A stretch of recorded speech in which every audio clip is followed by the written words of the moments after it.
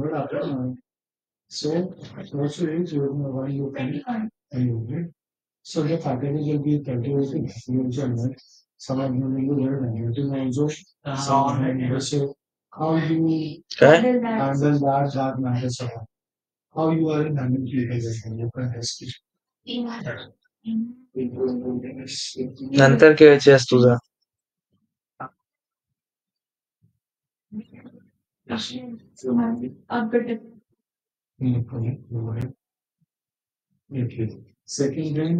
सो आपला power BI चा window है लास्ट टाइम जैसे हमने देखा था डेटा लोड करना अभी हम लोग डायरेक्टली पावर बीआई डेस्कटॉप पे जाके आगे के चीजें देखते हैं कैसे करना है सो एक्सेल से मैं कोई डेटा लेता हूँ डाउनलोड्स कहाँ पर है downloads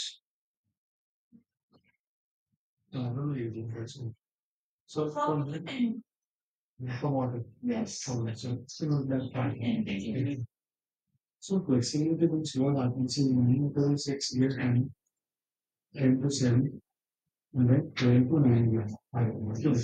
So this time is could be any time that you have to calculate. Normally, normally you don't need that option, but okay. That will be okay. Okay. So suppose you can enter 6 to 7 years, right? So 12 to 9 also it will be asked. So जैसे ही हम लोग transform data पे click करते हैं automatically अपना दूसरा window open हो जाता है पावर क्वेरी एडिटर के बारे में अभी अपने पावर बीआई के अंदर तो एक एक करके सारे के सारे हम लोग ऑप्शंस पढ़ लेते हैं सबसे पहले ये जो 3 ऑप्शंस थे close and apply apply and close इनका काम क्या है अभी ये मेरा डेटा है जो मैंने लोड किया है अभी तक मैंने लोड नहीं किया तो ये देखोगे तो ये अपना पावर बीआई डेस्कटॉप का इंटरफेस है यहाँ पर डेटा पेन में जाओगे तो यहाँ पर क्या बोल रहे हैं कि कोई भी डेटा अभी तक यहाँ पर आया नहीं है टेबल व्यू कुछ नहीं दिख रहा है मॉडल व्यू में भी कुछ नहीं दिख रहा है तो मतलब जो डेटा मैंने ओपन किया था वो पावर बीआई डेस्कटॉप के अंदर अभी तक लोड नहीं हुआ है वो डेटा लोड कहाँ पर हुआ है पावर क्वेरी एडिटर के अंदर ठीक है तो अगर इसको मैं क्लोज एंड अप्लाई कर देता हूँ तो इससे क्या होता है ऑटोमेटिकली लोड हो रहा है यहाँ पर तो डेटा थोड़ा ज्यादा बड़ा है इसीलिए वो थोड़ा टाइम लेगा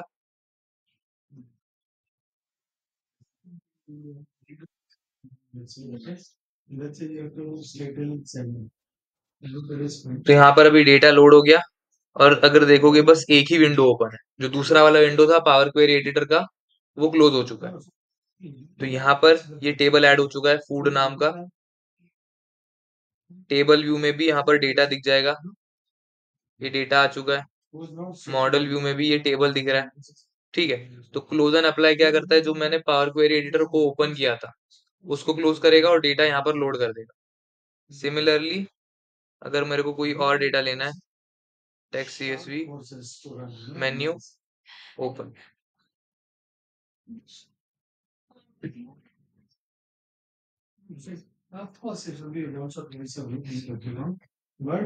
ट्रांसफॉर्म डेटा अगेन कौन सा विंडो ओपन हुआ है अपना पावर क्वेरी एडिटर का यहाँ पर देखोगे तो दो अलग अलग विंडोज है एक मेरा पावर बीआई डेस्कटॉप का है एक पावर क्वेरी एडिटर का है ठीक है दो अलग विंडोज ओपन होते हैं जब भी हम लोग ट्रांसफॉर्म पे क्लिक करते हैं अब हमने देखा था कि क्लोज एंड अप्लाई क्या करता है अब देखते हैं अप्लाई क्या करते हैं सो अप्लाई पे मैंने क्लिक किया क्या लिख के आ रहा है loading data to the desktop यहाँ पर लोडिंग चालू है अगेन इसको भी थोड़ा ज्यादा टाइम लगेगा क्योंकि ये भी थोड़ा ज्यादा बड़ा डेटा है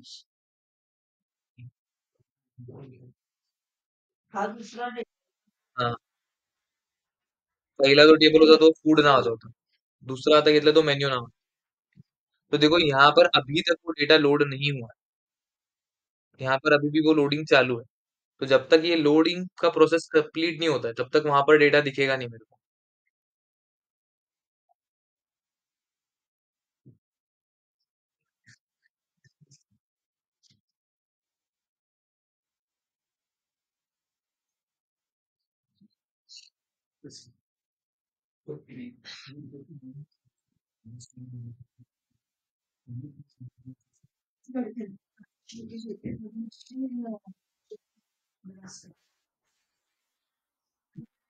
ठीक है, मतलब ये देखो यहाँ पर क्या लिख के आ रहा है कि टोटल कितने रोज का डेटा है, 11,79,936।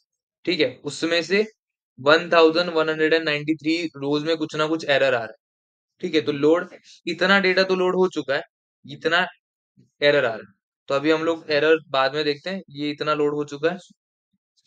अभी हम लोग यहाँ पर देखेंगे तो दो चीजें आ चुकी है, फूड भी है, मेन्यू भी। ठीक है, यहाँ पर भी जाके देखते हैं, फूड भी है, मेन्यू भी है, मॉडल व्यू में भी दोनों टेबल्स हैं यहाँ पर। क्लियर है? और यहाँ पर ये विंडो अभी भी ओपन है, ये अगर देखोगे पावर क्वेरी एडिटर अभी भी ओपन है। क्यों? क्योंकि मैंने यहाँ पर किस पे क्लिक किया था, सिर्फ अप्लाई पे। तो अप्लाई क्या करता है, जो भी डेटा यहाँ पर है उसको लोड कर देगा डेस्कटॉप में, और इस विंडो को क्लोज कर देगा। ठीक है, क्लोज एंड अप्लाई। और अप्लाई क्या करता है, सिर्फ और सिर्फ डेटा लोड करता है, और इस विंडो को भी ओपन रखेगा। क्लियर है इतना बेसिक डिफरेंस? फिर क्लोज क्या करेगा, उस विंडो को क्लोज कर देगा। तो यहाँ पर अभी अगर मैं देखता हूँ, वो विंडो क्लोज हो चुका है। क्लियर है basic difference, close apply, close and apply. फिर से अगर मेरे को वही विंडो ओपन करना है, मेरे को और कोई डेटा लोड नहीं करना है, मेरे को वही विंडो ओपन करना है पावर क्वेरी एडिटर का, तो हम लोग क्या करेंगे, यहाँ पर ट्रांसफॉर्म डेटा का ऑप्शन है, वहां पर क्लिक करो, पावर क्वेरी एडिटर ओपन हो गया। क्लियर है? सेम यहाँ पर फूड एंड मेन्यू दो फाइल्स है। तो अभी एक एक करके हम लोग पहले ओरिएंटेशन समझते हैं कि एग्जैक्टली पावर क्वेरी एडिटर में क्या होता है। तो फर्स्ट ऑफ ऑल, ये जो अपना पूरा विंडो है, मेन्यू बार बोल सकते हो जिसको, यहाँ पर डिफरेंट डिफरेंट टैब्स होते हैं। जैसे कि ये होम टैब है, इसके अंदर मल्टीपल ऑप्शंस है। फिर ट्रांसफॉर्म है, इसके अंदर मल्टीपल ऑप्शंस है। ऐड कॉलम है, इसके अंदर मल्टीपल ऑप्शंस है। व्यू है, इसके अंदर multiple options. And tools, help, ये वाले ऑप्शंस भी है, लेकिन हम लोग फोकस करेंगे होम पे, ट्रांसफॉर्म टैब पे, ऐड कॉलम टैब पे एंड व्यू टैब। ठीक है, इन चार टैब्स पे हम लोग ज्यादा फोकस करेंगे। तो ये क्या है, मेन्यू बार है। फिर ये आता है तुम्हारा क्वेरीज। ठीक है, तो यहाँ पर लिस्ट आता है। तो क्वेरीज क्या होता है, जो भी हम लोग टेबल ऐड करते हैं, डेटा ऐड करते हैं, उसी को पावर क्वेरी एडिटर या फिर पावर बीआई के अंदर क्या बोला जाता है, क्वेरी। यहाँ पर फूड एक टेबल है जिसको हम लोग क्या बोल रहे हैं, क्वेरी बोल रहे हैं। मेन्यू टेबल है जिसको हम लोग क्या बोल रहे हैं, क्वेरी। मेरा इतना, ये जितने भी टेबल्स है उनका नाम आएगा। फिर आता है ये अपना पूरा का पूरा डेटा का व्यू, मतलब एक्चुअली डेटा क्या है, डेटा के अंदर क्या वैल्यूज है, वो सब हम लोग यहाँ से देखते हैं, डेटा के बारे में इंफॉर्मेशन। फिर ये ऊपर आता है फॉर्मूला बार। अब फॉर्मूला बार का काम क्या होता है, यहाँ पर अगर मैं कोई भी एक टास्क परफॉर्म कर रहा हूँ, फॉर एग्जांपल मैं गया रिमूव कॉलम्स में, और ये जो आईडी का कॉलम है यहाँ से ही मैं कर देता हूँ इसको रिमूव। तो जो भी मैंने बटन क्लिक करके काम किया, उसी का यहाँ पर फॉर्मूला लिख के आ जाएगा। यहाँ पर लिखा है टेबल डॉट रिमूव कॉलम्स, कौन सा कॉलम रिमूव किया, आईडी का। क्लियर है इतना? जो भी हम लोग टास्क परफॉर्म करेंगे, जो भी लास्ट टास्क मैंने परफॉर्म किया था, उसका फॉर्मूला यहाँ पर लिख के आ जाएगा। क्लियर है? तो यहाँ पर अगर मैं कुछ चेंज करता हूँ, फॉर एग्जांपल मैं आइटम, आईडी की जगह पे आइटम लिखता हूँ जो यहाँ पर है अभी, ठीक है, और एंटर करता हूँ, तो आईडी जो उड़ा था वो फिर से आ गया, और मैंने आइटम लिखा तो आइटम अब रिमूव होगा। ठीक है, तो हम लोग उसको चेंज भी कर सकते हैं। अभी फिर से मेरे को आइटम चाहिए, आईडी को डिलीट करना, आईडी लिख दिया।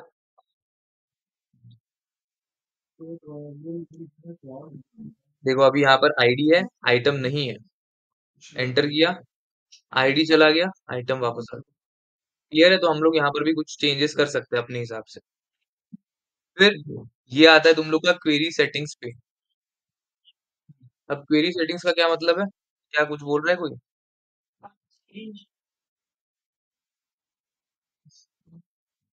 तो तेरे को नहीं दिख रहा है?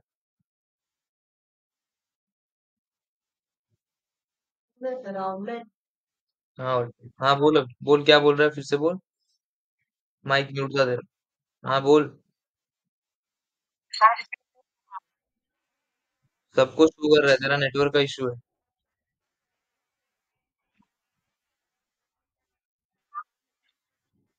हाँ, अरे नेटवर्क का इशू है तेरा, तू नेटवर्क में बैठ। अब तो मैं क्या करूँ, वहां के नेटवर्क थोड़ी दे सकता हूँ।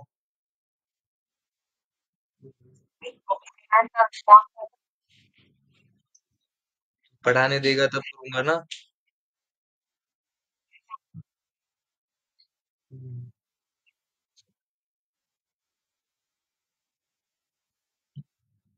ठीक है, तो अभी लास्ट पेन अपना जो है वो है यहाँ पर क्वेरी सेटिंग्स। ठीक है, क्वेरी सेटिंग्स का मतलब क्या होता है? पहली चीज, यहाँ पर क्या लिखा है? प्रॉपर्टीज। प्रॉपर्टीज के अंदर क्या लिखा है? नेम। मतलब इस पर्टिकुलर टेबल का क्या नाम है वो यहाँ पर लिखा है। ठीक है, तो इस टेबल का क्या नाम है? फूड। तो यहाँ पर अगर मैं कुछ भी चेंज करता हूँ तो वो चेंज यहाँ पर भी अप्लाई होगा। देखो, एबीसी लिखा, एंटर किया, यहाँ पर भी क्या बन गया? एबीसी। ठीक है, तो ये हम लोग टेबल का नाम चेंज करने के लिए यहाँ पर यूज कर सकते हैं। फूड फिर से कर दिया, यहाँ पर भी हो गया फूड। फिर आता है यहाँ पर अप्लाइड स्टेप्स।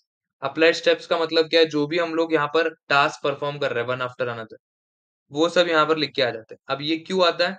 क्योंकि अगर मैंने यहाँ पर कोई भी एक टास्क परफॉर्म किया, फॉर एग्जांपल मैंने इसको रिमूव कर दिया, इसको भी रिमूव कर दिया, तो एक्सेल के अंदर या फिर बाकी सारे टूल्स के अंदर क्या होता है कि मेरे को अगर अंडू करना है तो हम लोग क्या यूज करते हैं? Control Z. लेकिन यहाँ पर मैं कंट्रोल जेड प्रेस कर रहा हूँ लेकिन कुछ हो नहीं रहा। ठीक है, क्योंकि अंडू पावर क्वेरी एडिट के अंदर कंट्रोल जेड से नहीं होता है। तो अंडू करने के लिए अपने को क्या करना पड़ेगा? यहाँ पर वन बाय वन करके स्टेप्स दिख रहे हैं तो उसको अपने को करना पड़ेगा क्लोज।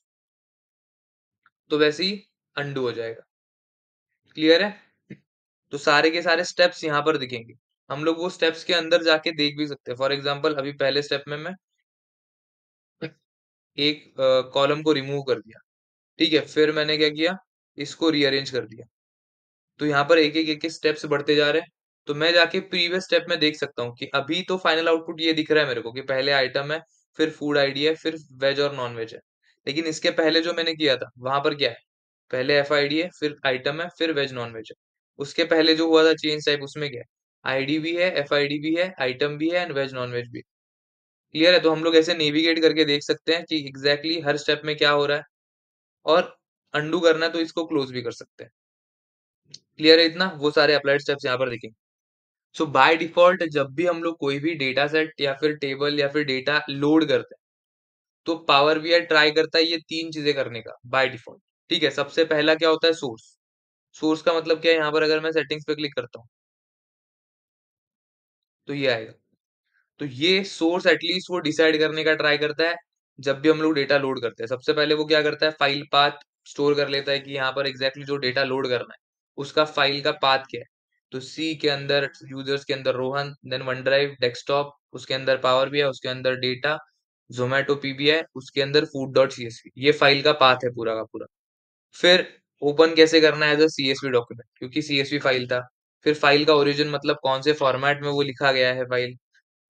लाइन ब्रेक्स मतलब जो लाइन ब्रेक हो रहा है वो हर लाइन ब्रेक होना चाहिए या फिर लाइन कोटेड ब्रेक्स को इग्नोर करना है, वो सारी चीज। ये चीज और बाय डिफॉल्ट हो जाता है। और यहाँ पर डेलिमीटर क्या बोला है? कॉमा। अब ये कभी कभी क्या होता है कि अगर नॉर्मली ये फाइल देखोगे,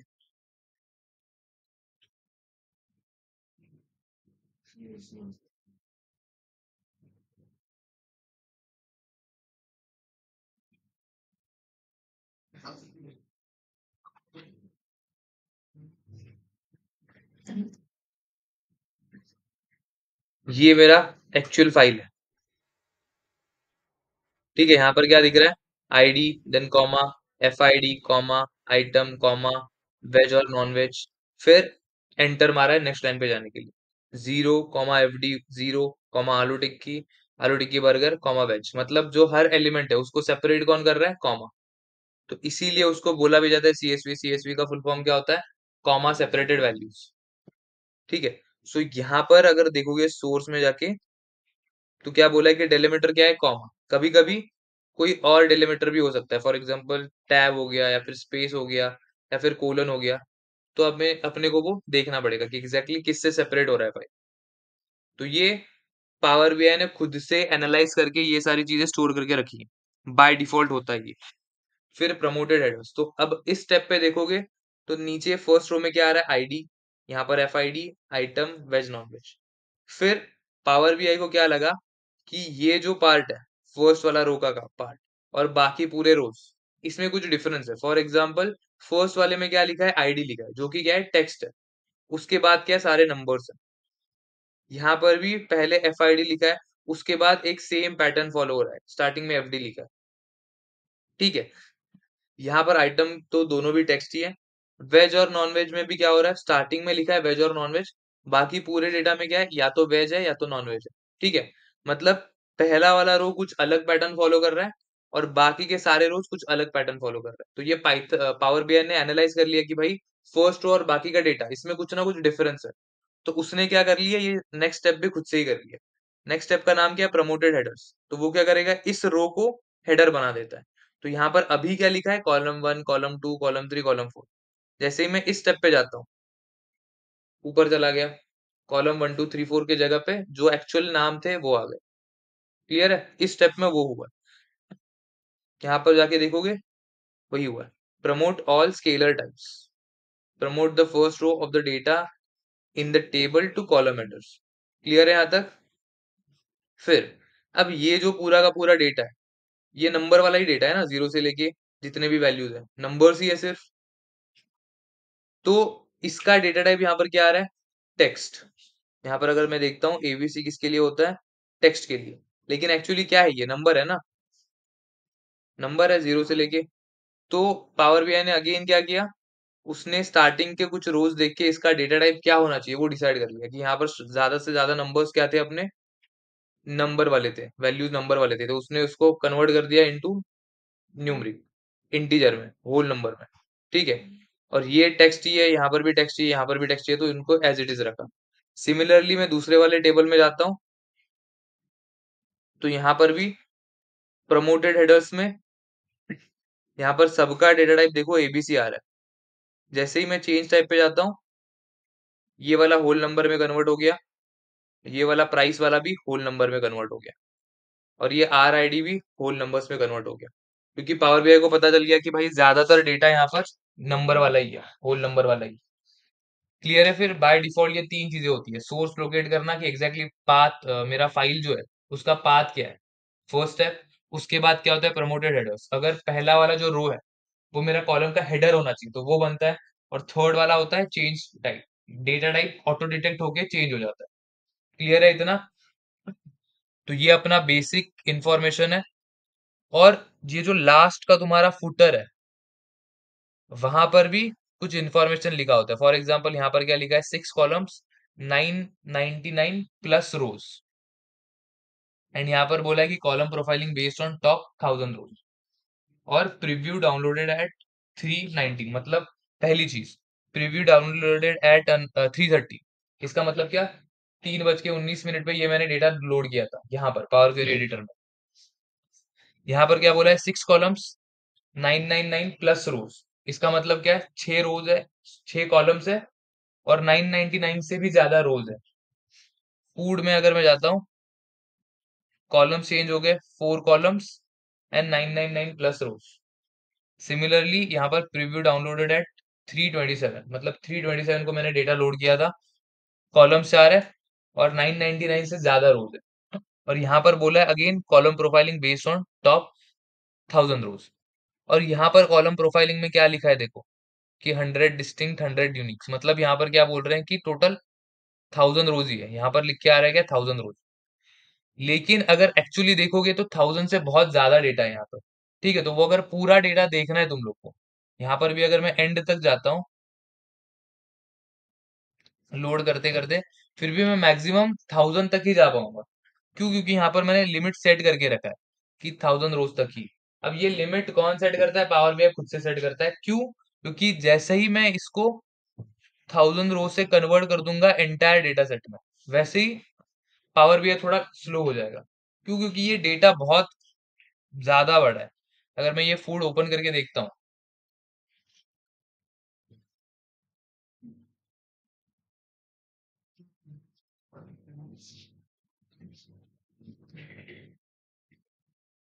तो कितने रोज है, 3,71,000।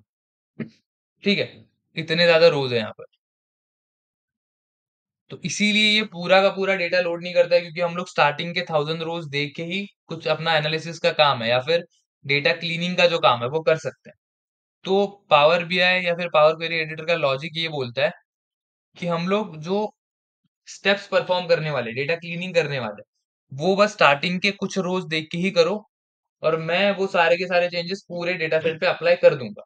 लेकिन तुम लोग चेंजेस जो करने हैं, क्योंकि हम लोग पूरा का पूरा डेटा देखते तो नहीं बैठते हैं हर बार स्क्रॉल करके कि भाई सारा डेटा लोड हुआ है नहीं हुआ है, तो इसीलिए देखते टाइम, चेंजेस करते टाइम तुम लोग सीधा कर लो 1000 पे ही।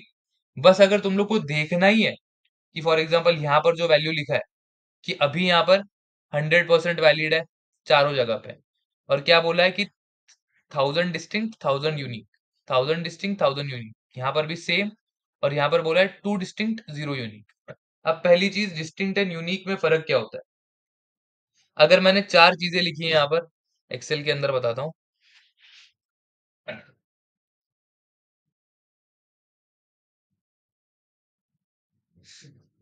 तो अगर यहाँ पर मैंने लिखा 1 2 3 4 5 6, 6 चीजें लिखी है, तो यहाँ पर डिस्टिंक्ट वैल्यूज कितने, अलग अलग वैल्यूज कितने? 6 अलग वैल्यूज है, ठीक है। और यूनिक वैल्यूज कितने? वो भी 6 ही है, क्योंकि सारे के सारे नंबर्स एक ही बार रिपीट हो रहा है। अभी यहाँ पर अगर मैंने कर दिया 1, यहाँ पर कर दिया 4, अब डिस्टिंक्ट वैल्यूज कितने, अलग कितने वैल्यूज हैं? अलग 6 कैसे वैल्यूज है? एक है, 4 है, 5 है, और 6 है। तो मतलब टोटल 4 अलग अलग वैल्यूज है। और यूनिक वैल्यूज कितने? 2। यूनिक का मतलब क्या है? जो एक ही बार आएगा। एसक्यूएल तो पढ़ चुके हो? हाँ। तुझे क्या है? तू तू सीख रहा है, तुझे तेरा क्या है? मोक वोक लेके हो गया, यूनिक पता नहीं क्या है। तो जो वैल्यू एक ही बार रिपीट होता है उसको हम लोग यूनिक बोलते हैं, और नंबर ऑफ डिफरेंट वैल्यूज उसको हम लोग बोलेंगे डिस्टिंक्ट। तो यहाँ पर 4 डिस्टिंक्ट वैल्यूज है, लेकिन यूनिक वैल्यूज बस 2 ही है। कौन से 2 यूनिक वैल्यूज है? 5 एंड 6, ये दोनों यूनिक वैल्यूज है। एंड डिस्टिंक्ट वैल्यूज मतलब क्या हो जाएगा ये पूरा का पूरा, लेकिन जो डुप्लीकेट है उसको एक बार हटा देंगे हम। क्लियर है इतना? तो अगर सच्चाई देखने जाए तो ये तो सच्चाई नहीं है कि 1000 ही वैल्यूज है, बहुत ज्यादा वैल्यूज है ना। अभी हमने देखे कि 3 लाख कुछ तो थे।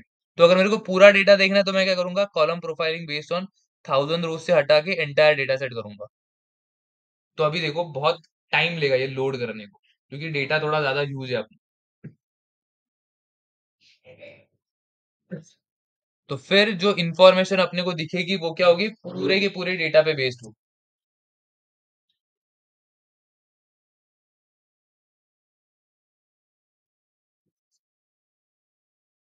हेलो, लेक्चर लाता मी तुला नंतर करतो. सानिकाला गेलता तू?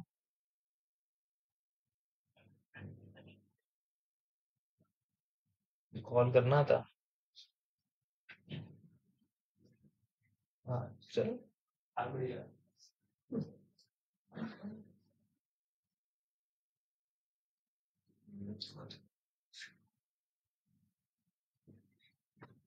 तो अभी देखो यहाँ पर कितना आ रहा है? 3,71,560, जो कि एक्चुअल में था। क्लियर है? तो लेकिन इससे क्या होता है, कोई भी काम करना बहुत ज्यादा स्लो हो जाता है, क्योंकि अगर हम लोग पूरे डेटा सेट के साथ काम करेंगे तो पावर क्वेरी एडिटर सारे वैल्यूज को हैंडल करने के टाइम थोड़ा सा स्लो हो जाएगा। ठीक है, वो हम लोग आगे भी अपने को पता चलेगा कि एग्जैक्टली कब हो रहा है ऐसे एंड क्यों हो रहा है, वो बाद में पता चलेगा। लेकिन यहाँ तक क्लियर है, सारे के सारे हमने ऑप्शन देख लिए कि क्या प्रेजेंट है। अब हम लोग एक एक करके होम टैब पढ़ते हैं। अब होम टैब में से अपना ये क्लोज एंड अप्लाई वाला तो पार्ट हो चुका है। अब हम लोग देखते हैं आगे वाला। अब ये क्या लिखा है? New query. न्यू क्वेरी का मतलब क्या बोला था मैंने? टेबल। क्वेरी मतलब टेबल होता है ना पावर बीआई के अंदर। तो यहाँ पर ये क्या ऑप्शन है कि अगर मुझे कोई डेटा ऐड करना है तो ये 3 ऑप्शन है। अब इसमें न्यू सोर्स का मतलब क्या? कि मुझे अगर नया कोई टेबल ऐड करना है, नया कोई फाइल ऐड करना है, तो मैं यहाँ पर जाके CSV सर्च करता हूँ, और इसमें से मैं ऑर्डर्स वाला ओपन कर लेता हूँ। यहाँ पर कर लिया मैंने। ओके। यहाँ पर एक और टेबल मेरा ऐड हो गया। अब न्यू सोर्सेस तो वही है कि तुम लोग को सारे के सारे डिफरेंट ऑप्शंस मिलेंगे, जो कि हम लोग फर्स्ट लेक्चर में पढ़ चुके हैं कि क्या क्या ऑप्शंस है, कैसे कर सकते हो वो ऐड। वो तो अलग बात हो गई। तो ये क्या है कि नॉर्मली डेटा अगर अपने को वेरियस सोर्सेस से ऐड करना है तो ये ऑप्शन है। उसके बाद दूसरा ऑप्शन आता है रीसेंट सोर्सेस। अब रीसेंट सोर्सेस क्या बताता है कि मैंने इस फाइल में, सॉरी, इस एप्लीकेशन में लास्ट टाइम कौन से डेटास ऐड करके रखे थे, वो यहाँ पर लिख के आ रहा है कि अभी मैंने लास्ट कौन सा ऐड किया था, ऑर्डर्स डॉट सीएसवी, तो वो आ गया। फिर मेन्यू, वो भी आ गया। फूड, वो भी आ गया। इसके पहले मैंने जॉइंस किया था ऐड, तो वो लिख रहा है। उसके पहले जोमेटो डेटा किया था, उसके पहले ऑर्डर डिटेल्स किया था। सो लास्ट टाइम तक जितने भी मैंने डेटा ऐड करके रखे थे, उस सब का यहाँ पर हिस्ट्री काइंड ऑफ थिंग है। तो उस हिस्ट्री से भी अगर मेरे को कोई डेटा ऐड करना है तो मैं कर सकता हूँ। फिर आता है एंटर डेटा। मतलब या तो तुम लोग के पास, तुम लोग नेट पे जाके कोई तुम लोग डेटा ऐड करके रखे हो। फॉर एग्जाम्पल,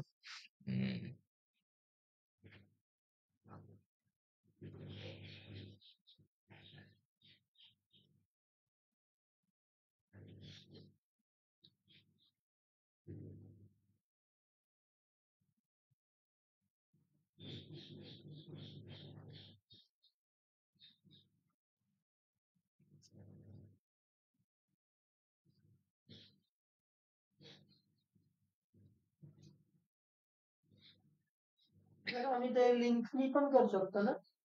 हाँ, फ्रॉम वेब का ऑप्शन होता है, वहां से कर सकते हो। अब यहाँ पर देखो, वो अच्छे से डेटा पेस्ट नहीं हो रहा है। ठीक है, जैसे होना चाहिए था, सारे के सारे जो कॉलम्स में जाना चाहिए था, वो यहाँ पर सही वैसे नहीं जा रहा है। क्यों होता है ऐसे? कभी कभी जो डेटा फॉर्मेट प्रेजेंट होता है, वो कॉपी पेस्टेबल फॉर्मेट में नहीं होता है। अभी यहाँ पर क्या हो रहा है कि टीम्स करके एक कॉलम है कि matches played, matches won, matches loss, tie कितने हुए, नेट रन रेट, वो सब कॉलम है। लेकिन यहाँ पर एक ही टाइटल है, टीम्स। और टीम्स के अंदर ही यहाँ पर इंडेक्स भी आ रहा है, लोगो भी आ रहा है और नाम भी आ रहा है। इसीलिए पावर बीआई को वो एनालाइज करने नहीं जम रहा है कि एग्जैक्टली टीम्स के अंदर क्या आना चाहिए, ये नंबर ही आना चाहिए या ये तीनों आने चाहिए। तो हम लोग कोई ऐसा डेटा उठाते हैं जिसमें कि प्रॉपर फॉर्मेट हो।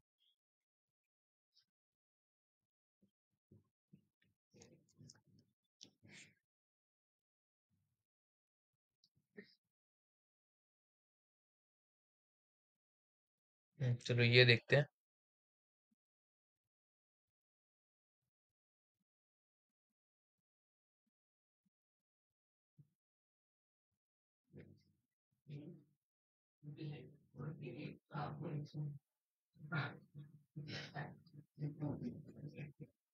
यहाँ पर आ गया सही से। ठीक है, तो ये एक मेथड है कि सीधा सीधा तुम लोग क्या कर सकते हो कि तुम्हें कोई एक डेटा कॉपी पेस्ट करना है, तो वो यहाँ पर ऑप्शन है।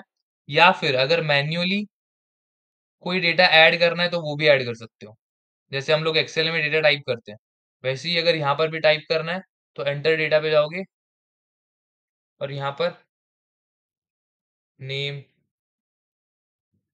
सरनेम,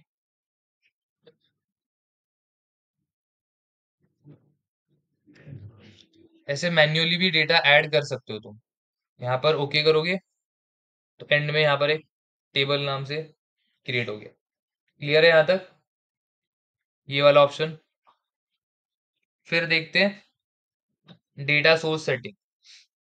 अब डेटा सोर्स सेटिंग, ये जो ऑप्शन है, ये पर्टिकुलरली तुम लोग ज्यादा यूज नहीं करोगे जब तक तुम लोग पर्सनल प्रोजेक्ट्स बना रहे हो। ठीक है, जब तक तुम लोग ऑफिस में या फिर किसी ग्रुप के साथ काम नहीं करते, तब तक ये वाला ऑप्शन ज्यादा काम का नहीं। बस ये कब काम को आएगा? अगर तुम लोग दो दो पीसीस पे काम कर रहे हो, मतलब शायद हो सकता है कि घर पे जाके अलग लैपटॉप है या फिर पीसी है, वहां पर अलग से काम कर रहे हो, यहाँ पर किसी अलग फाइल में काम कर रहे हो। तो कभी कभी क्या होता है कि अभी ये जो मैंने डेटा लोड करके रखा है, फूड, मेन्यू एंड ऑर्डर्स, ये टेबल वाला तो मैंने टाइप किया, तो इसका कुछ इशू नहीं आएगा।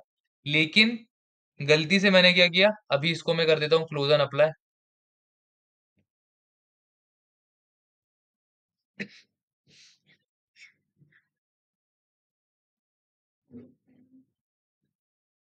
क्या?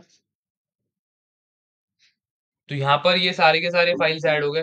ठीक है, हो सकता है कि मैं यहाँ पर अपना डैशबोर्ड बना दूं, जो भी मेरे को काम करना है वो कंप्लीट कर दूं, और हो सकता है ये काम तुमने घर पे अपने पीसी पे किया है, ठीक है, और तुम्हें क्या करना है, कुछ थोड़ी बहुत चीजें चेंज करनी है, जो तुम लोग को यहाँ पर आके करनी है, तो तुम लोग क्या करोगे, उसका फाइल शेयर करोगे या तो व्हाट्सएप पे, यहाँ पर आके वो डाउनलोड करोगे। लेकिन क्या हो गया कि गलती से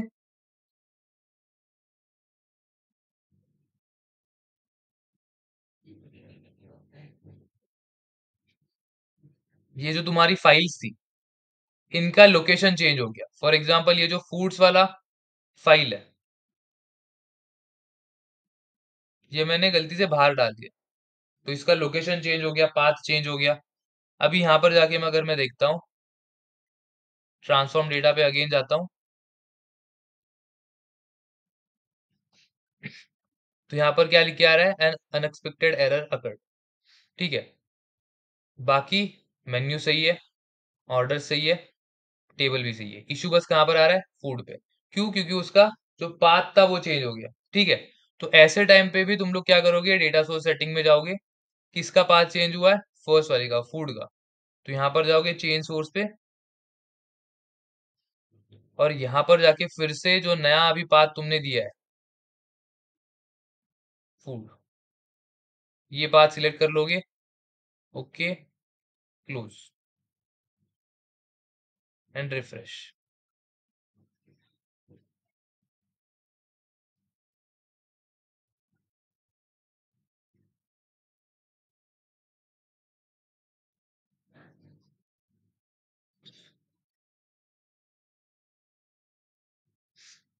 चला गया।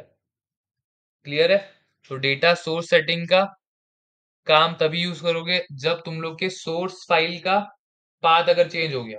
ठीक है, अब ये सोर्स फाइल मेरे पीसी में ही था, तो इसीलिए वो फाइल चेंज का वो मैंने डायरेक्टली चेंज कर लिया। लेकिन कभी कभी क्या होता है कि तुम लोग जब क्लाउड से कनेक्ट होते हो, जो अगर तुम लोगों ने एसक्यूएल पढ़ चुके हो, तो एसक्यूएल एसक्यूएल के थ्रू भी हम लोग कनेक्शन कर सकते हैं यहाँ पर, कि डेटाबेस में मेरा डेटा है एसक्यूएल के अंदर, और वो मैं यहाँ पर शिफ्ट कर रहा हूँ, लोड कर रहा हूँ। तो उसके टाइम भी तुम लोग यहाँ पर ही आके वो चेंजेस करोगे। डेटा लोड होते टाइम अगर कोई भी इशू दे रहा है, तो इसका मतलब तुम लोग को कौन सा ऑप्शन देखना है, डेटा सोर्स सेटिंग्स का। क्लियर है इतना? फिर आता है मैनेज पैरामीटर्स, ये वाला पार्ट हम लोग थोड़ी देर बाद देखेंगे। फिर है रिफ्रेश प्रीव्यू।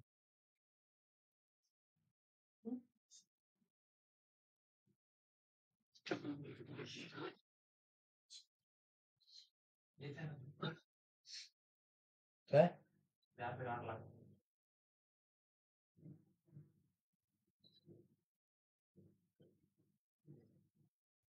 ये बंद कर दो फिर, नहीं चाहिए तो।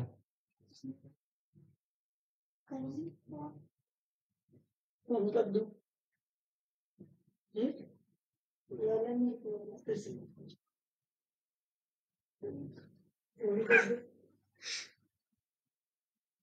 ठीक है, फिर आगे देखते हैं हम लोग रिफ्रेश प्रीव्यू। अब रिफ्रेश प्रीव्यू का काम क्या होता है कि अभी अगर मैं गया जोमेटो पीबीआई में या फूड में, अगेन रुको यहाँ पर आई गेस, हाँ देखो, मैंने सोर्स चेंज किया, तो यहाँ पर अगेन जैसे मैं रिफ्रेश करता हूँ वैसे यहाँ पर एरर है। क्या एरर है, फाइल्ड और फोल्डर कुड नॉट फाइंड, क्योंकि ये पाथ में अभी डेटा है ही नहीं। तो फिर से हम लोग क्या करेंगे, डेटा सोर्स सेटिंग में जाएंगे, चेंज सोर्स, यहाँ पर जाके पीबीआई में फूड, ओपन,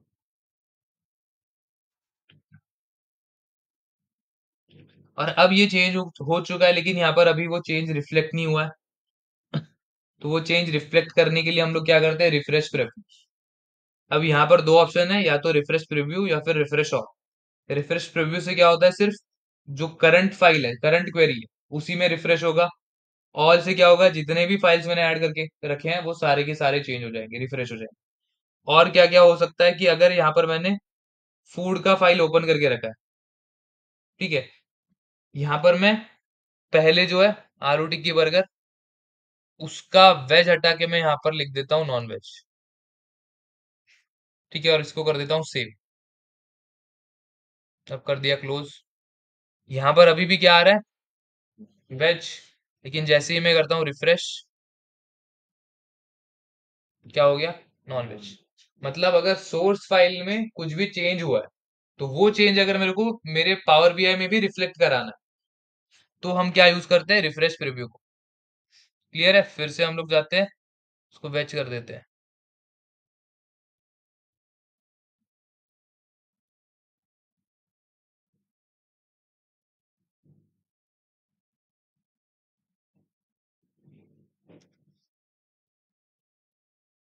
क्या होगा?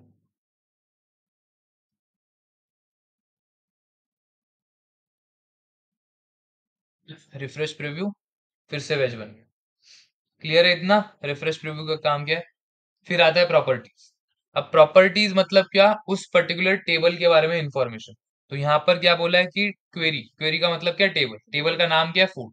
और यहाँ पर हम लोग अगर किसी टीम के साथ काम कर रहे हैं तो लिख के रख सकते हैं कि this table holds the information about food items in.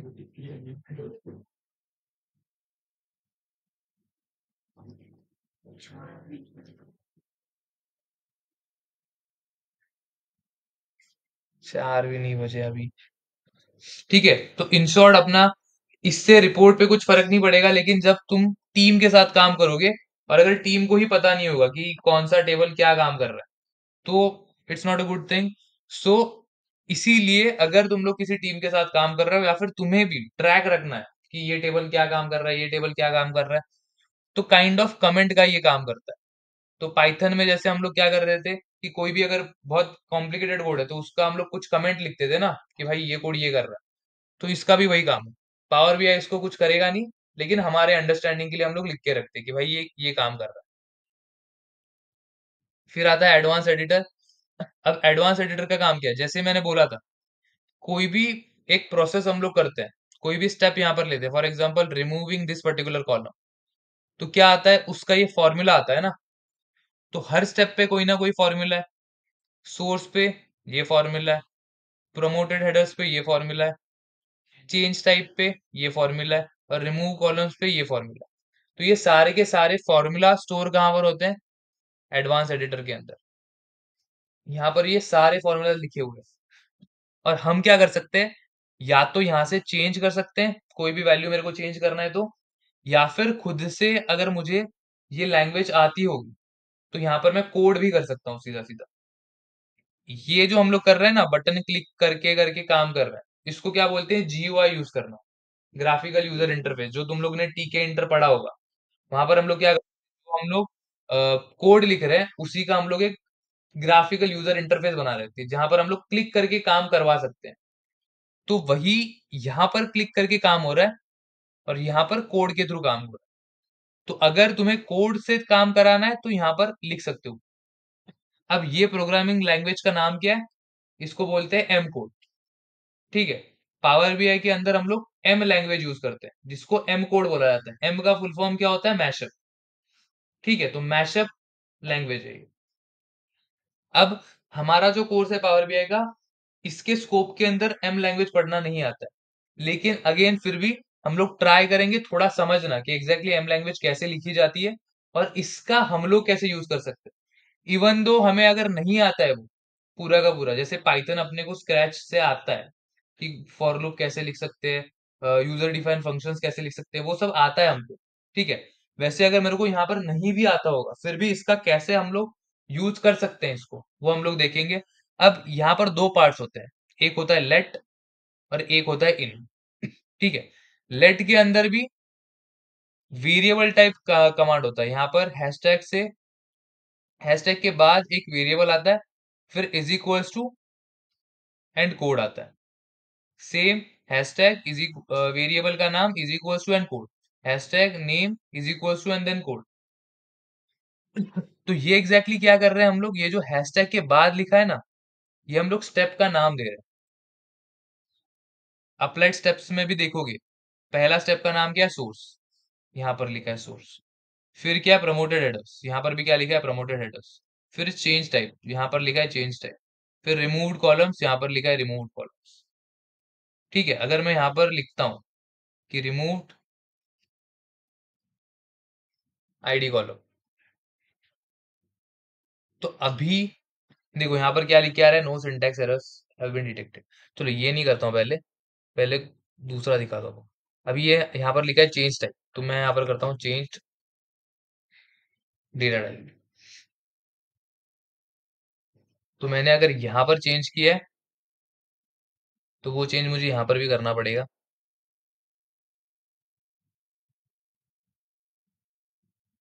और मैंने कर दिया डन। तो क्या हुआ चेंज, यहाँ पर चेंज डेटा टाइप आ गया।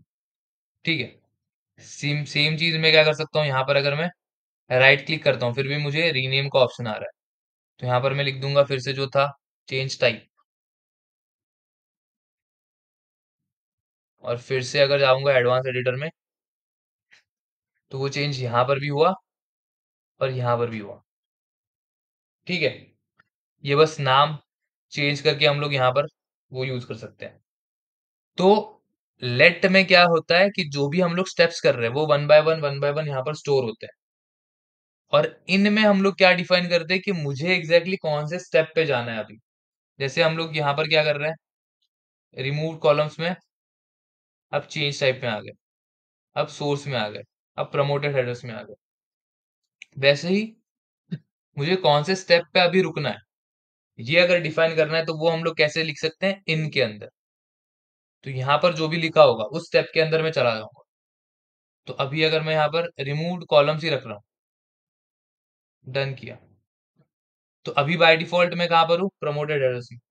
ठीक है, फिर से एक बार यहाँ पर जाते हैं एडवांस एडिटर, और यहाँ पर अगर मैं लिख रहा हूँ आईडी कॉलम, मैंने क्या लिखा, रिमूव आईडी कॉलम, और अगर मैं डन करता हूँ तो एरर आएगा। क्या एरर आया कि बाकी सब तो ठीक है, यहाँ पर तो कुछ गलत नहीं किया हमने, सही है, लेकिन मैंने क्या लिखा है कि इन कौन से वाले स्टेप में, हम लोग रिमूव कॉलम्स में। लेकिन उसको तो पता ही नहीं है कि रिमूव कॉलम्स वाला स्टेप कहाँ पर है, इसीलिए वो एरर आ रहा है। तो अगर यहाँ पर जो मैंने लिखा है ये अगर मैं यहाँ पर कॉपी पेस्ट करता हूँ,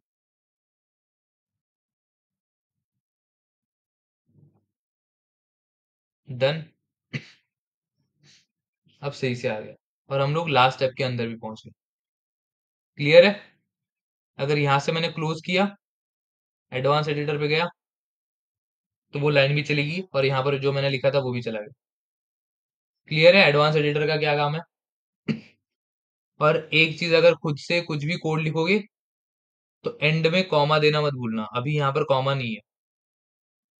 तो रुको, मैं एक पहले ये मैंने कॉलम डिलीट किया, एडवांस एडिटर में गया, अब ये मेरा कोड है, कैंसिल करता हूँ, ये भी कैंसिल किया, गया एडवांस एडिटर पे,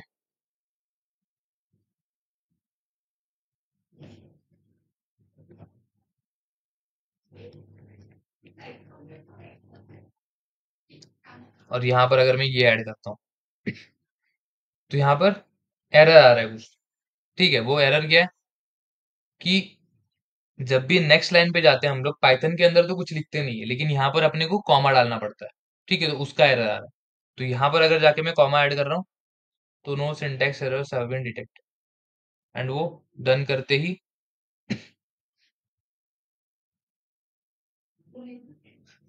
यहाँ पर से आईडी का कॉलम क्यों नहीं गया, ये मैं लिखा नहीं है रिमूव क्या क्या, मैं लिखा नहीं है रिमूव करने। वो तो कुछ इशू नहीं है, ठीक है देखते हैं फिर भी।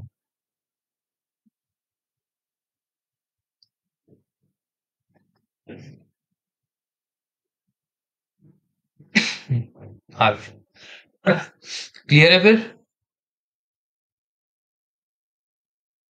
अगेन एडवांस एडिटर पे तुम लोग का इतना काम नहीं होगा अभी। हाँ बोलो, क्या हुआ। कोड लिखना जरूरी है। नहीं है, वही बोल रहा था, खुद से ये कोड वर्ड लिखना अभी के लिए as a fresher, as a beginner जरूरी नहीं है, लेकिन बस पता होना चाहिए, आइडिया होना चाहिए, ताकि तुम लोग खुद से थोड़ा बहुत कस्टमाइज कर पाओ। स्क्रैच से नहीं लिखना, लेकिन थोड़ा कस्टमाइज करने आना चाहिए। फिर यहाँ पर ऑप्शन आता है मैनेज का। मैनेज में होते हैं 3 options, delete, duplicate and reference. अब तीनों का डिफरेंस क्या है? मैं फूड का सबसे पहले एक डुप्लीकेट बनाता हूँ और इसमें लिख देता हूँ फूड डुप्लीकेट, और फूड का ही एक रेफरेंस बना देता हूँ और यहाँ पर नाम देता हूँ रेफरेंस।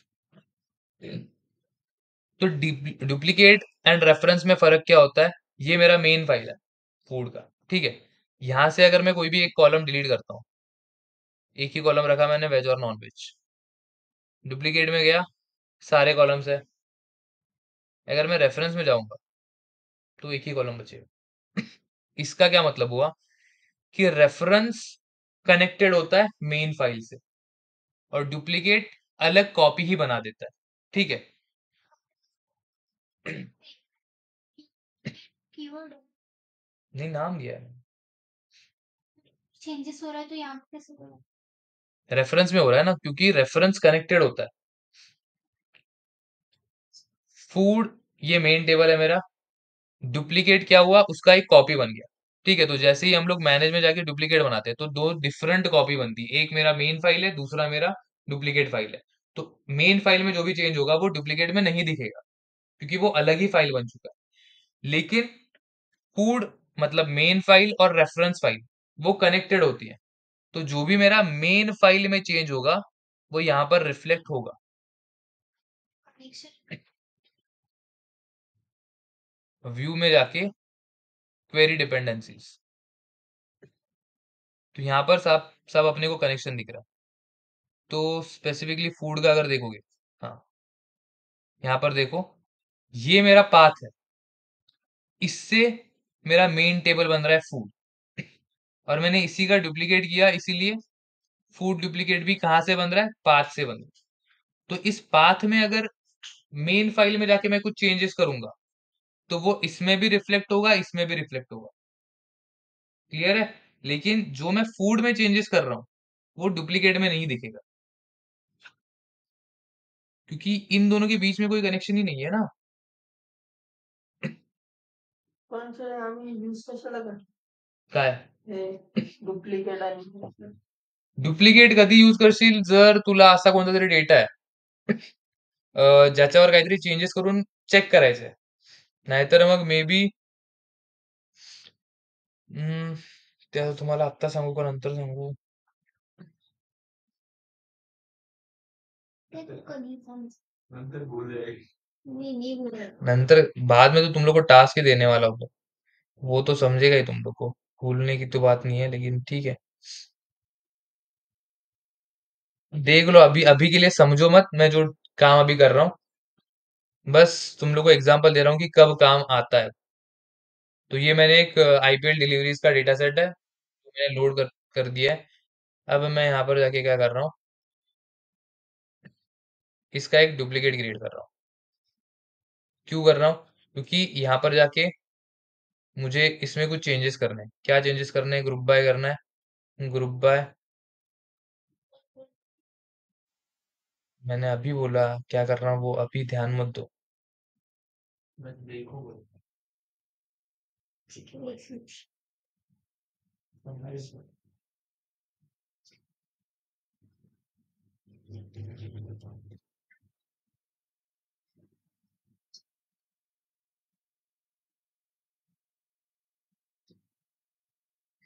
चार पाँच मिनट 45 पे खत्म हो।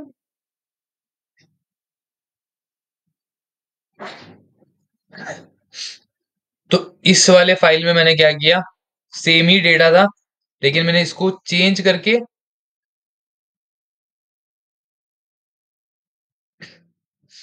ये डेटा किसका बना दिया कि total run scored by each batsman, ठीक है।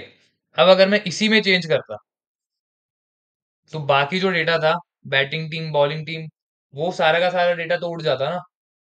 तो इसीलिए मैंने डुप्लीकेट बना के क्रिएट किया। सिमिलरली अगर मेरे को ये फाइंड करना है कि यहाँ पर, हाँ, अगर पूरा का पूरा डेटा मेरे को अगर डेटा क्लीन जिस टाइम भी करोगे तब तुम लोग डुप्लीकेट नहीं बनाओ, क्योंकि हम लोग क्या कर रहे हैं, मेन डेटा को ही क्लीन करने का ट्राई कर रहे हैं। लेकिन कभी कभी ऐसे होता है कि मेरे को अलग अलग ऑपरेशन परफॉर्म करने हैं। फॉर एग्जाम्पल यहाँ से मेरे को ढूंढना है कि हर टीम कितने बार जीती है। ठीक है, तो मेरे को क्या करना पड़ेगा, अगर मेरे को टीम एंड उसके सामने उसका कितने बार जीती है उसका काउंट, मतलब क्या करना है, ओल्ड डेटा का यूज करके मेरे को टोटली नया डेटा बनाना है। ठीक है, तो उस टाइम पे तुम लोग डुप्लीकेट का ऑप्शन यूज करो, क्योंकि मेरे को पुराना डेटा भी चाहिए और उस पे काम करके मेरे को नया डेटा भी चाहिए। उस टाइम पे तुम लोग डुप्लीकेट बनाओ। और रेफरेंस कब बनाओगे, अब यहां पर भी हम लोग रेफरेंस बना सकते थे। अब क्या हो रहा है कि मुझे अगर पता है कि यहाँ पर डेटा ऐड होने वाला है, बार बार डेटा ऐड होगा, तो मैं डुप्लीकेट नहीं बनाऊंगा। क्यों नहीं बनाऊंगा, क्योंकि डुप्लीकेट बनाने से क्या होता है कि अगर इसमें मैंने कुछ भी चेंजेस किया, अगर इसमें मैंने डेटा ऐड किया, तो वो डेटा यहाँ पर चेंज नहीं होगा, रिफ्लेक्ट नहीं होगा, जो कि मुझे नहीं चाहिए। मुझे चाहिए कि मैं जैसे ही डिलीवरीज ऐड करता हूँ, नया नया मैच का डेटा ऐड करता हूँ, वैसे ही यहाँ पर रन स्कोर भी बढ़ते जाए मैचेस के हिसाब से, तो मैं रेफरेंस बनाऊं। सो बेसिक अभी के लिए क्या जानो कि रेफरेंस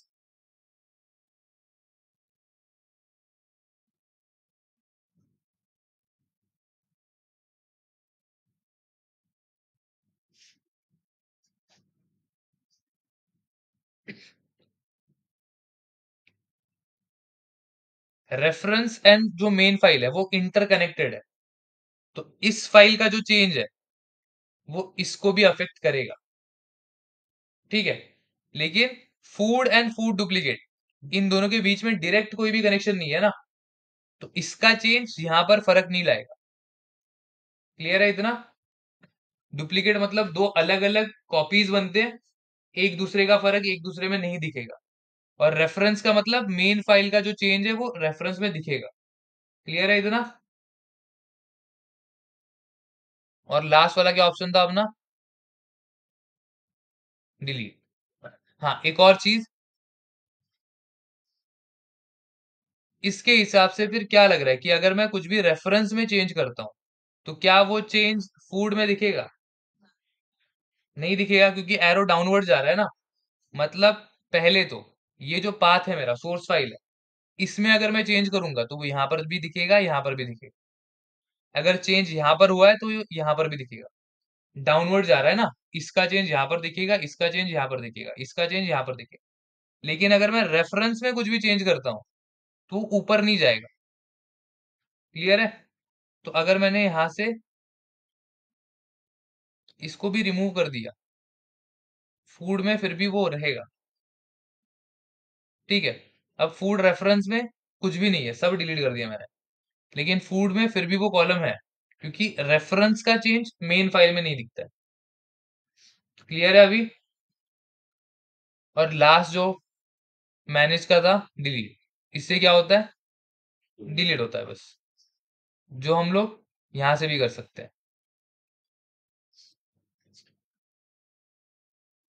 अरे इतने में क्या काफी है? तो 1 घंटा भी नहीं हुआ है, 3:15 को आए थे तुम लोग। यहाँ तक क्लियर है अभी? ठीक है, ब्रेक ले लो चाहिए तो 5 मिनट का। तब तक फिर ये देख लो खुद से ट्राई करके, जितने भी अभी ऑप्शन हमने देखे थे। फिर किती टाइम लागेल एक संपायला? मी तेच विचारणार. 2 महिना? सर काय सर? 2 महिने लागतील. हाँ, सर हा तोच पाठवतोय फेसबुक. कॉल सेंटर का नहीं, मैंने दूसरा भेजा था ना, नहीं भेजा तुम लोग को? ह्या ग्रुपवर टाकतो मी नंतर, मग ग्रुप ग्रुप बनव. ब्लिंकिटचा नव्हता पाठवला मी तुला? ठीक है, ठीक है। यहाँ पर देखो अभी आगे के थोड़े इंपॉर्टेंट इंपॉर्टेंट वाले फंक्शन है अपने, तो यहाँ पर रिसेंट सोर्सेज में इसको भी ऐड करके रखता हूँ।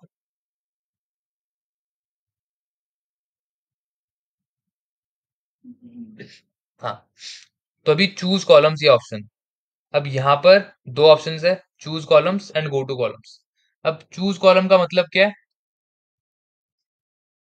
यहाँ पर ऑप्शन आ रहा है अब इतने सारे कॉलम्स मेरे डेटा के अंदर प्रेजेंट है, मुझे क्या करना है, सिर्फ और सिर्फ बैटिंग टीम, बॉलिंग टीम,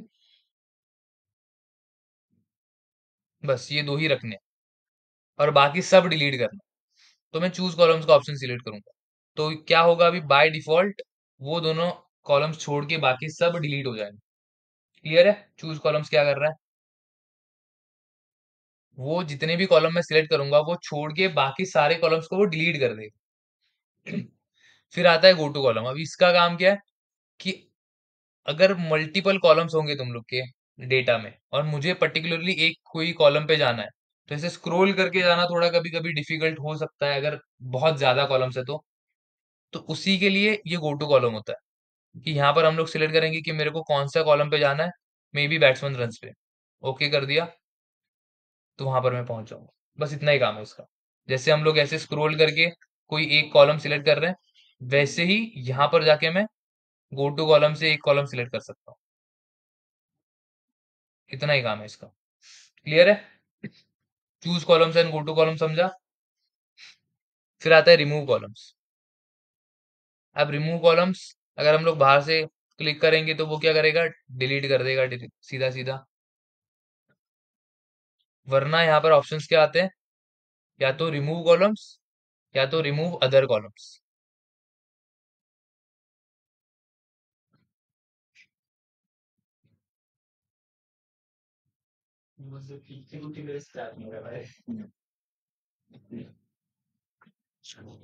क्या बोल रहा?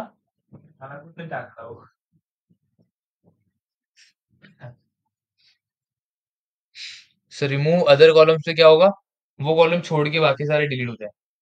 जो काम हम लोग चूज कॉलम से कर रहे थे कि एक कॉलम, एक दो कॉलम सिलेक्ट करो और बाकी सारे डिलीट हो जाएंगे, item and veg non veg वो डिलीट हो जाएगा। सेम ही चीज हम लोग रिमूव कॉलम्स के थ्रू कर सकते हैं। Item ID and F I D select किया और यहाँ पर रिमूव अदर कॉलम्स किया, तो ये दोनों कॉलम्स छोड़ के बाकी सारे डिलीट हो जाए। ठीक है, यहाँ तक क्लियर है? अब हम लोग देखते हैं कीप रोज एंड रिमूव रोज। अब मुझे अगर स्टार्टिंग के बस 5 ही रोज चाहिए, 0 से लेके 4 तक, 0 1 2 3 एंड 4, तो मैं यहाँ पर जाके लिखूंगा 5। 5 रोज रहेंगे, बाकी सारे डिलीट। सिमिलरली बॉटम रोज का मतलब क्या, अभी अगर मेरे को लास्ट का एक ही रो रखना है, अभी लास्ट का रो कौन सा है, फोर्थ वाला ना, लास्ट का एक ही रो रहेगा।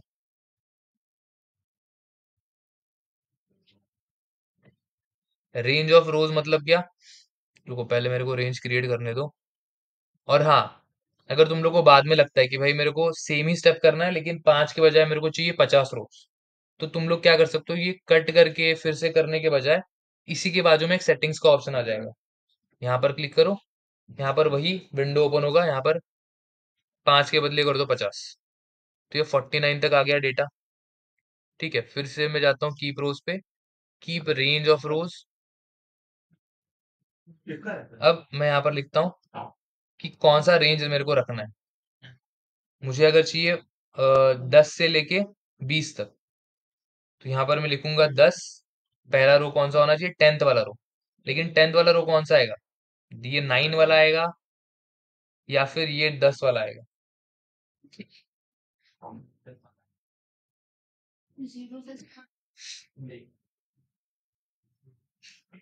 कि रो नंबर यहाँ पर क्या है, 10 था ना, रो नंबर के हिसाब से होता है, तो रो नंबर 10th है मतलब 9 ही आएगा। ठीक है, तो मुझे क्या चाहिए, मुझे 10 से लेके 20 तक चाहिए, तो मतलब फर्स्ट रो मेरा क्या होगा, 11। ठीक है, क्यों, अभी फिर से देखो एक बार, ये मेरे डेटा है, 10 से लेके 20 तक मेरे को चाहिए। मैं जाऊंगा कीप रोज में, कीप रेंज ऑफ रोज, यहाँ पर क्या लिखूंगा, 10 कौन से नंबर पे है, 11th रो पे है ना, 11 लिख दिया। और कितने रोज चाहिए मेरे को, 10 से लेके 20 तक कितने रोज होते हैं, 10 होते हैं, 10 से लेके 20 तक। अरे 11 होते हैं ना, 10, 11, 12, 13, 14, 15, 16, 17, 18, 19, 20। 11 से 20 तक 10 रोज होते हैं, 10 से 20 तक 11 रोज होते हैं। तो 10 से लेके 20 तक। क्लियर है? मतलब ऐसे रेंज ऑफ रोज रखना है तो तुम लोग ये वाला ऑप्शन सिलेक्ट करोगे, keep range of rose. Clear है इतना? तो ये कर दिया क्लोज। अब नेक्स्ट के लिए ना मैन्युअली थोड़ा डेटा लिखते हैं। नेम,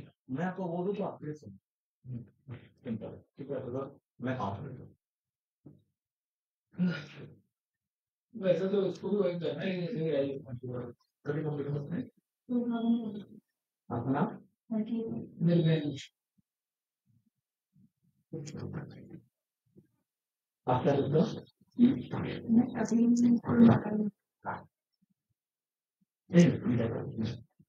ऑपरेशंस आपके कौन सा पोर्ट कर रहे हैं? आपने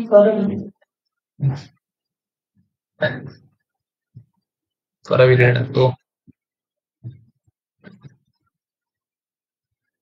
भाई बाहेर पाऊस पडतोय मजबूत वाटतंय. छत्री आणल्यात का तुम्ही? चालेल.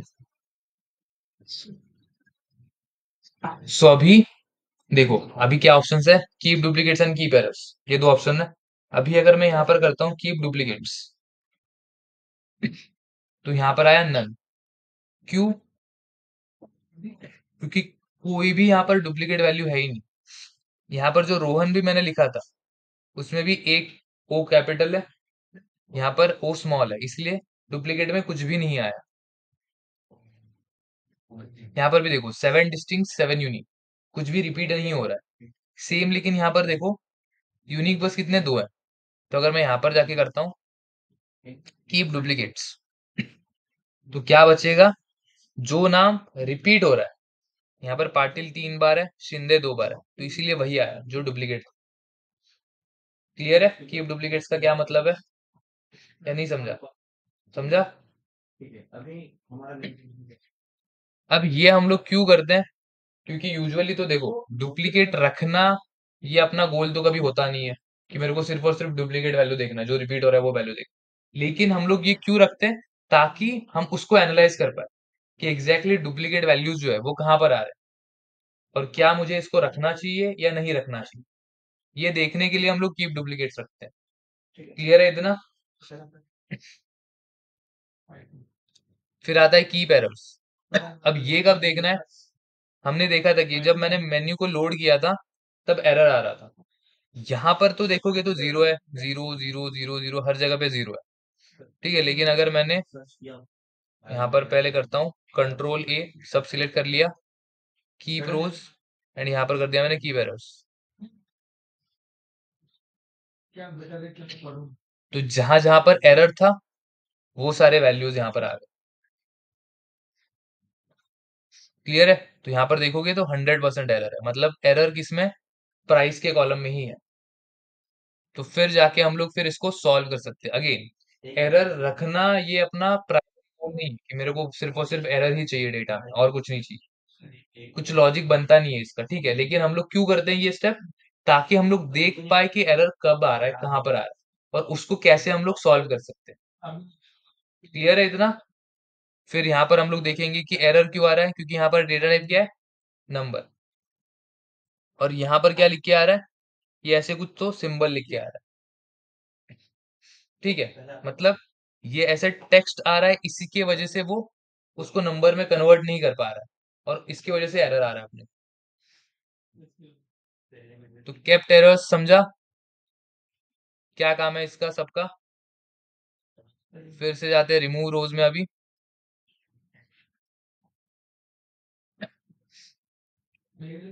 टेबल में जाते हैं, रिमूव रोज, रिमूव टॉप रोज। अगर मैं करता हूँ रिमूव 1 रो, तो ऊपर जो रोहन पाटिल लिखा था वो चला गया। रिमूव बॉटम रोज का मतलब क्या? अगर मैं यहाँ पर 1 लिखता हूँ तो लास्ट का जो एक रो है सागर परम वो चला जाएगा। अगर मैं लिखता हूँ रिमूव अल्टरनेट रोज, तो ये थोड़ा यूनिक वाला है, ये हम लोग इस वाले डेटा के साथ करते हैं। क्या होता है तो जहाँ पे इसकी लिमिट है वहाँ पे एक्सपेंस को लिमिट नहीं है मतलब लाख करोड़ होता है। तो 19 तक मेरे पास डेटा है, 0 से लेके 19 तक। मैं यहाँ पर करता हूँ remove alternate rows. First row to remove मैं कर रहा हूँ यहाँ पर फर्स्ट 1, मतलब पहला रो रिमूव होगा। उसके बाद एक ही रो रिमूव होगा, चलो 2 लिख लेता हूँ। एंड कीप रोज 2 रख रहा हूँ। तो क्या होगा, क्या आंसर आएगा, क्या लग रहा पहला आएगा फिर दो स्किप होएगा फिर रोज टू कीप नहीं पहले दो आएंगे फिर है? 2 आया, 3 आया, 4 5 उड़ गया, 6 आया, 7 आया, 8 9 उड़ गया, 10 11 12 13 उड़ गया, 14 15 है, 16 17 उड़ गया, और 18 19। तो इसका मतलब क्या हो रहा है, सबसे पहले हमने क्या लिखा था कि एक रो मतलब पहला रो रिमूव करना। सो क्या रिमूव हुआ, ये 0 रिमूव हुआ, ठीक है। फिर हमने क्या बोला कि एक रो रिमूव होने के बाद कितने रो रखने हैं मेरे को, 2 रो रखने हैं। तो उसने क्या किया, पहला 0 वाले को रिमूव कर दिया और 2 रोज रखे, 1 2 को रखा। नहीं नहीं सॉरी, स्टार्ट यहां से हुआ 1 से, हाँ पहले रिमूव वाला है ना। सो पहले स्टार्टिंग के 2 रोज रिमूव हुए। कौन से रोज, 1 2 नहीं, हाँ मतलब हाँ ये 1 2 के हिसाब से ये 1 इन शॉर्ट डेटा के अंदर 0 1 ये रिमूव हुआ। और फिर हमने क्या बोला कि रखने भी कितने, 2 ही रखने। तो इसीलिए क्या हो रहा है यहाँ पर, 0 1 रिमूव हुआ, 1 2 बचा, सॉरी 2 3 बचा, 4 5 गया, 6 7 बचा, 8 9 गया, 10 11 बचा, 12 13 गया, 14 15 बचा, 16 17 गया, 18 19 बचा। समझा? अभी अगर मैं यहाँ पर ये करता हूँ कि फर्स्ट रो टू रिमूव मैंने लिखा 1, रोज टू ये चलो ये भी कर दिया मैंने 3, एंड ये मैंने कर दिया 1। तो क्या डेटा आएगा, 0 1 2 जाएगा 0 1 2 जाएगा, 3 रहेगा, फिर 4 5 6 जाएगा, 7 रहेगा, 8 9 10 जाएगा, 11 रहेगा। क्लियर है कैसे काम कर रहा है ये? ये तो सर हम यूज नहीं करना ना हाँ जास्त यूज तो नहीं है। फिर रिमूव डुप्लीकेट्स। अब जो हमने देखा था यहाँ पर डुप्लीकेट हमने फाइंड किए थे कि कौन से डुप्लीकेट है। वही डुप्लीकेट अगर मेरे को रिमूव करने होते तो मैं क्या करता यहाँ पर जाके रिमूव रोज रिमूव डुप्लीकेट्स। यहाँ पर कोई डुप्लीकेट ही नहीं था तो इसलिए कुछ रिमूव नहीं हुआ। यहाँ पर जाके अगर मैं करता हूँ रिमूव डुप्लीकेट्स तो ये डेटा उड़ गया, जो भी डुप्लीकेट थे। जो फर्स्ट अकरेंस था वही बचेगा, उसके बाद जितने भी है वो सारे उड़ जाएंगे। लेकिन यूजुअली हम लोग किसी एक पर्टिकुलर कॉलम पे जाके रिमूव डुप्लीकेट नहीं करेंगे। हम लोग क्या करेंगे, पूरा का पूरा टेबल सिलेक्ट करेंगे, फिर जाके करेंगे रिमूव डुप्लीकेट्स। तो अगर नेम एंड सरनेम इसका कॉम्बिनेशन अगर रिपीट हो रहा होगा तभी वो डिलीट होगा, वरना नहीं होगा। क्लियर है? फिर हाँ प्राइमरी की अगर तुम लोग का पहले तो चेक करोगे कि कीप डुप्लीकेट्स करके, अगर प्राइमरी की में कभी भी तुम लोग का डुप्लीकेट आ गया इसका मतलब वो प्राइमरी की ही नहीं है पहली बार। तो वो डुप्लीकेट क्यों आ रहा है वो देखो, और फिर अगेन उसी पे जाके डिलीट कर देना। फिर आता है रिमूव ब्लैंक रोज। अब यहाँ पर तो कोई ब्लैंक नहीं है, हम लोग एक काम करते हैं रिप्लेस वैल्यूज।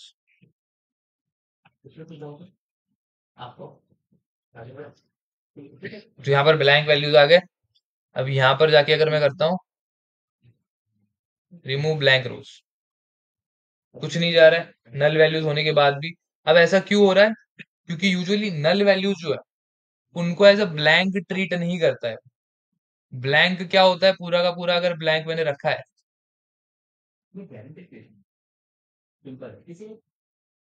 मेरा काम है ना स्टूडेंट्स खाता कर तो नौकरी कर ठीक है गवर्नमेंट ने नौकरी दिला रहा है ठीक है अगर वो कुछ नहीं तो मुझे कर रहा है सिंपल है ठीक है तो यहाँ पर मैं इंडस्ट्री है तो काम करता हूँ मेरा तो सर्विस कर सकती है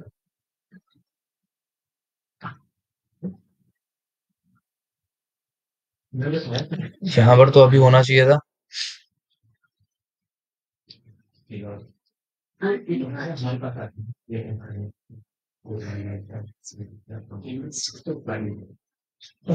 क्या कहना है? तो क्या फिर उड़ के जाने वाली है? इधर जाने को कौन लूट देगा तेरे को?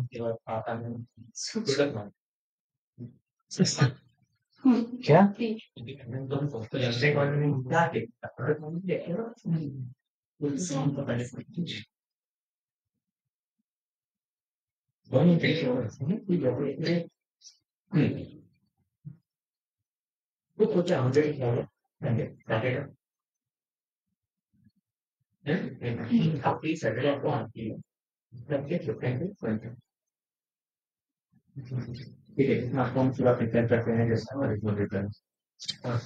तो देखो ये जो नॉर्मल यहाँ पर भी ब्लैंक रोज है लेकिन यहाँ पर वो एज अ नल मैंने ट्रीट नहीं किया। एम्प्टी में देखो 50% आ रहा है, यहाँ पर 25% आ रहा है, मतलब एम्प्टी तो कंसिडर कर रहा है लेकिन नल नहीं है। तो अगर मैं यहाँ पर जाके रिमूव ब्लैंक रोज करने जाऊंगा तो ये दोनों रोज जो है वो ब्लैंक रिमूव नहीं हो रहे हैं। सिमिलरली टेक्स्ट में भी अगर मैं करने गया, सॉरी कॉलम 2 में भी करने गया, यहाँ पर भी नहीं हो रहा। अगर मैंने उसको नल की तरह रिप्लेस करके रखा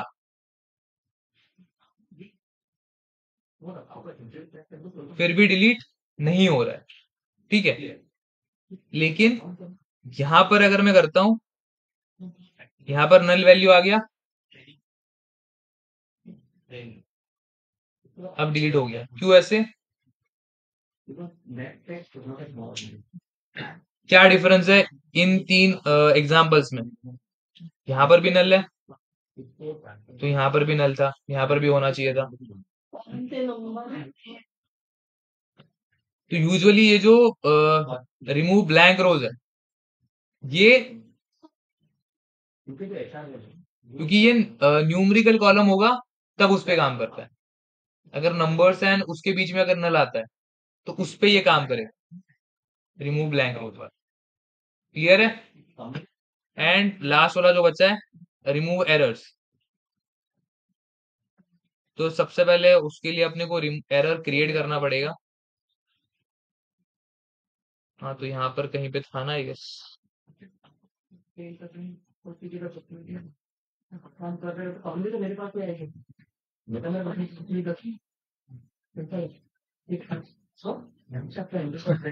देखो पहले अगर हम लोग ये देखेंगे, और एक और चीज तुम लोग को दिखानी है अभी। देखो ये पहले, ये तो बहुत टाइम लग गया। और दो एक होता है ना कि ग्रो करने का काम होता है, एक होता है ऐसे, एक होता है स्लो ग्रो। ठीक है, तो एक्सपर्टीज है ना, तो हम रैपिडली ग्रो, ठीक है। और नहीं तो फिर मार्केट के साथ जैसे मार्केट चल रहा है जैसे चलती जाए, सिंपल, ठीक है। तो या रहेगा आप लोग कम्युनिटी करते हैं 10 साल के बाद आप हाइजीन वगैरह देखो तो आपकी सैलरी को 3% परफॉर्मेंस दिखाना बढ़े। अभी तो आप देखो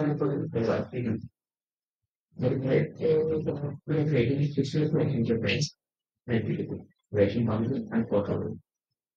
So I was not really everything they can say that they can provide.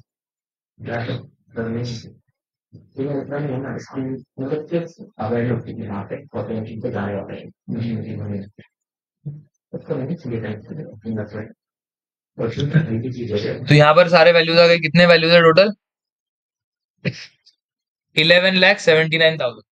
ठीक है, पूरा का पूरा डेटा यहाँ पर आ चुका होगा। अगर मैं इसको डिसेंडिंग सॉर्ट करता हूँ तो यहाँ पर डेटा आ रहा है, अच्छे से सॉर्ट नहीं हो रहा है लेकिन पूरा डेटा आ चुका है। यहाँ पर 11,64,000 है, ठीक है, यहाँ पर दिख रहा है पूरा डेटा, तो फिर से कैंसिल करता हूँ।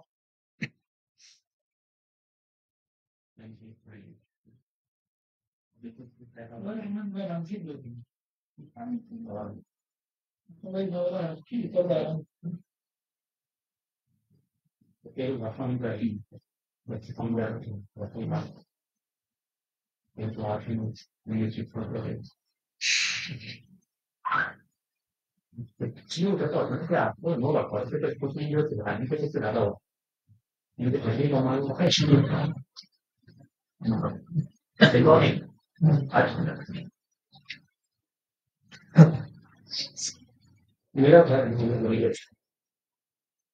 नहीं नानी के लिए मेरा ब्लॉग भाई ब्लॉग भी अगर लग गया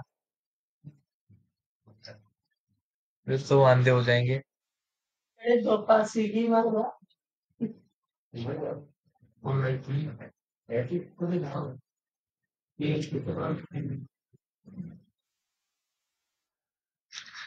देखो ऐसे एंटायर डेटा सेट जब करते हैं ना, तो इसे बेसिक टास्क करने में भी थोड़ा लैग मारने लग जाता है, बहुत टाइम लग रहा है। लेकिन हाँ चलो आ गया। तो टोटल काउंट कितना है यहाँ पर? 11,79,000। ठीक है, उतना पूरा का पूरा डेटा लोड हो चुका है यहाँ पर पावर बीआई के अंदर। लेकिन एट द सेम टाइम अगर ये सेम चीज मैं एक्सेल के अंदर ओपन करने का ट्राई करूंगा, तो देखो क्या लिख के आएगा।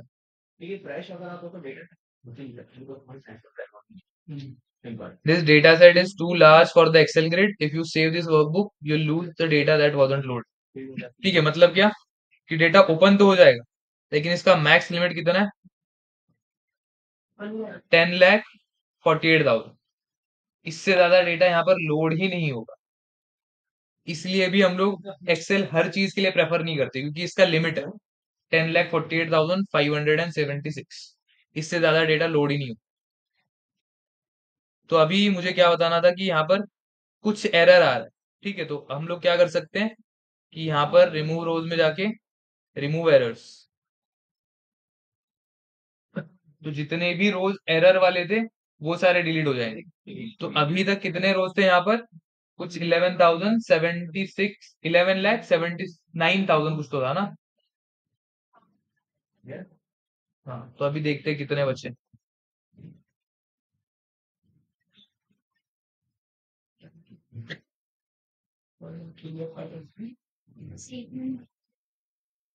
कितने मिनट बाकी है? 6। एक कैसे?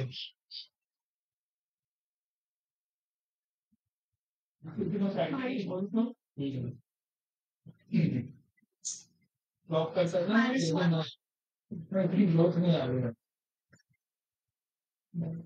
आपने करके ग्रोथ ही नहीं है तो टाइम मिलेगा सर इसका मार्केट है, लेकिन मैं तो इंडिया अगर आप करते हैं ये करने के बाद यार ट्रेन बंद ना हो बस।